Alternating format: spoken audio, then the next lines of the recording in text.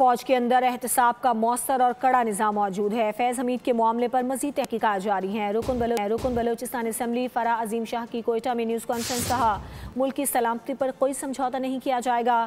Field marshal Asim Munir کی قیادت میں فوج نے بڑے دشمن کو شکست دی۔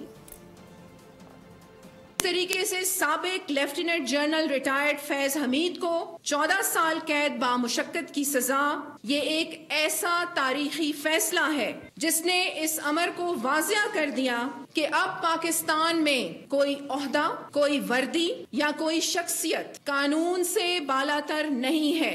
ایک مرد مومن، مرد حق فیلڈ مارشل سید عاصم منیر کہ جب سے انہوں نے اپنی قیادت سنبھالی، پاکستان کا پورا منظر نامہ نہ صرف نیشنل لیول پہ بلکہ انٹرنیشنل لیول پہ بدل کے رکھ دیا۔ ہم سے 10 گنا زیادہ طاقتور دشمن کو منہ کی کھانی پڑی، اور آپ نے دیکھا کہ تاریخی عزت پاکستان کی دنیا بھر میں ہوئی۔